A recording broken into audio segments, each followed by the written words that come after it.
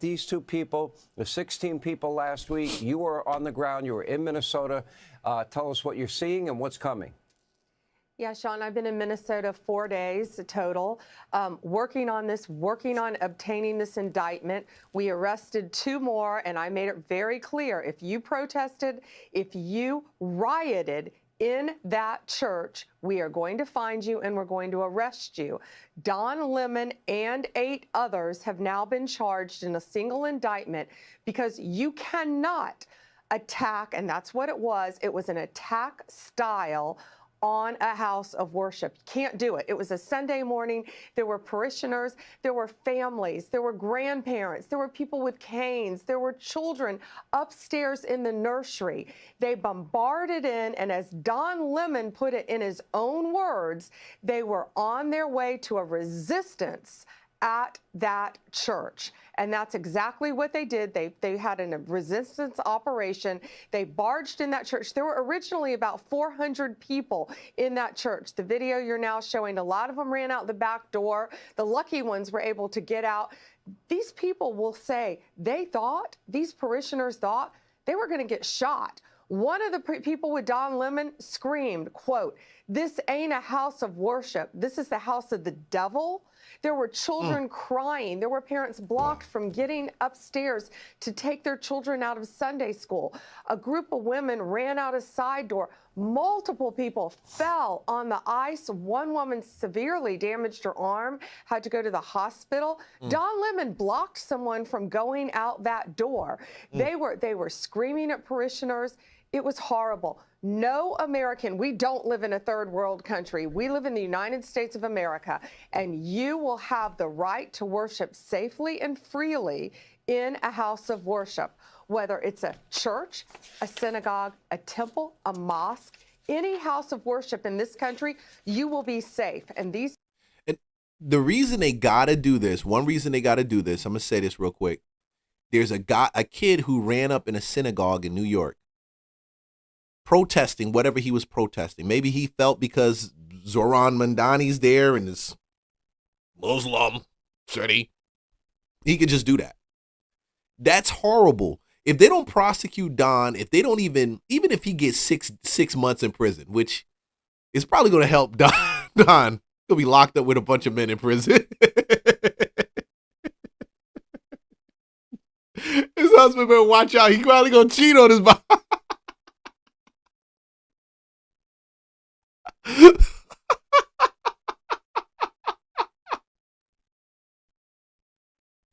Oh, snap. Then he gonna come out and get a brand deal with Dial soap. Oh, no. But real talk, if they don't do anything about it, people like Don will do that crap for clickbait. They'll do it for clickbait. They'll do it just because they want to stream, and they feel that they're doing, what did they call it? What? Journalists, free journalism, or whatever they call it. So they got to put these rules in place, because after that happened, it was what, less than 2 weeks later, this kid is rolling up in a synagogue. No respect. I want to see one of these jokers do this shit over in a mosque. I want y'all to go over to a mosque, just go into a Muslim mosque, and tell them you're there to protest ICE. Tell them. Oh no. And see what they say. People committed a crime under the FACE Act, and they will be held accountable. 9 of them have been charged, and you will not do this in our country. We're coming after you if you do this, because we are going to protect houses of worship. This is not what our country was founded on. It's amazing because the left loved the FACE Act. There's a couple of provisions in it. One allows access for women to go to abortion clinics, and then the provision you're referring to, provision 247 and 248, I would argue, are applicable, and it's very clear. Now, I look at the tape, and you don't have to weigh in on it because you're involved in the case. I see Don Lemon, okay, giving out donuts, coffee, commentary that seems incredibly supportive. He's entitled to his opinion. Abbe Lowell's a good attorney. Will that have any weight with the judge that he really used to be, on CNN, for example? Well, he was fired from CNN. And anyone who has a camera then would have a license to attack a church. What he was doing originally, they met in a parking lot about 2 miles away while people were filing into this church service. They were caravanning to this church to perform an attack-style infiltration of a church service on a Sunday morning. It's an attack-style media blitz infiltration. So an infiltrating attack media blitz, but it was a blitz. The part of that I'm hooked on this with Don, and this is the reason why I'm on it, is because Don knew this was going to happen. Don just didn't get a random text from the BLM meeting, girl that was there. Hey, Don, we're about to roll up at this church. Why don't you come? No, it wasn't like that. It was pre-thought out, premeditated, and Don, because it was pre-thought out, premeditated, Don is going to get what he get. He's supposed to get what he get, because it wasn't done under the guise of anything being authentic. It was done to actually gaslight in a way. It was done to actually gaslight the situation away. Because if he really cared, he would have reached out to the pastor and said, "Hey, listen, I heard somebody there works for ICE. I would love to have a meeting so they can give me their thoughts on it." But no. It was meant to run up Don's bag on his YouTube channel. This isn't a joke, and Don Lemon should not consider this a joke. And I am a real lawyer. I practiced law for 15 years, and then I sold my law firm. The first thing they teach you in law school is that what you do is you look at the elements of the crime, and then you apply the facts of the case to the elements of the crime to see if you have enough to have an indictment or have a case. The government has enough to have a case here. So let's take a look at the elements of the crime. There's two crimes. There's conspiracy against rights, and then there is interference with religious freedom at a place of worship. And also, I want to just do a quick comparison. The Trump case was a 34-count indictment. And I remember when I heard about that case, I thought, oh my God, Trump is in so much trouble. He's being charged with 34-count indictment. And then I read the indictment, and the indictment was about 14 pages, 16 pages long. It wasn't that long for 34 counts. I thought it was a really weak indictment, and they got a conviction on him. So this is a 14-page indictment with a lot of facts that apply to just 2 counts, just to give you a comparison. So the elements of the first crime, there's 4 of them, is 1, agreement, conspiracy. The indictment alleges Don Lemon joined Operation Pull-Up, which prosecutors describe as a coordinated plan by all defendants to disrupt a church service. And we saw this on video. Number 2, there was a federal right involved. Obviously, religious freedom is a federal right. Number 3, there was knowing participation. And we know this because Don Lemon live streamed it. Number 4, there were overt acts alleged specifically for Don Lemon, and they have quite a few of them in here.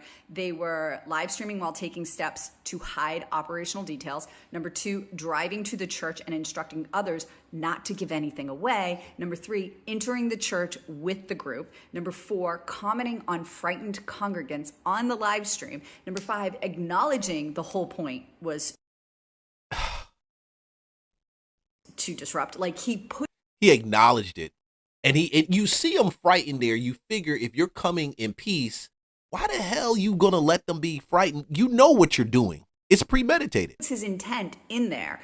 And number 6, approaching and surrounding the pastor with others. That's it. That's all they need to prove that first crime. The second one was interference with religious freedom at a place of worship. And I don't even know if I have to read you these elements to prove that, but there are 6 elements. Number 1, the defendant used force, threat of force, or physical obstruction. They stood in the door. They wouldn't let people leave. They surrounded the pastor with others, blocking movement. Were they using intimidation? That's number 2. Intentionally injured, intimidated, or interfered with someone. Again, we can see that Don Lemon approached the pastor, had questions in close proximity. He told his audience that it was a traumatic and uncomfortable experience. Number 3, a religious worship was in progress. Number 4, bodily injury requirement. Number 5, aiding and abetting. Now, actually, I want to go back to number 4 real quick. I think this one's a little more difficult because I don't know who sustained bodily injury. They say that one congregant did, but that's all they need to satisfy that element. And number 5, aiding and abetting. For aiding and abetting liability, prosecutors point to traveling with the group, participating in the disruption, live streaming to amplify the event, coordinating in secrecy, blocking exits, and approaching the pastor. So there you go. This is all on video. You don't even... Them jokers were up there blocking the exit. They were blocking people from actually getting out of the building. See, this is why I say, if they don't do this with him, if they don't enforce this with him, you're telling everybody they can run up in mosques, they can run up in churches, they can do this without any penalty at all. I don't know anything about the Don Lemon thing, but he's a sleazebag. Everyone's known that. He's a washed-up. Probably, from his standpoint, the best thing that could happen to him. He's getting, he had no viewers. He was a failure. He was a failed host, and now he's in the news. He's failed. Nobody's watching him. He's a failure. Failure Don. Okay.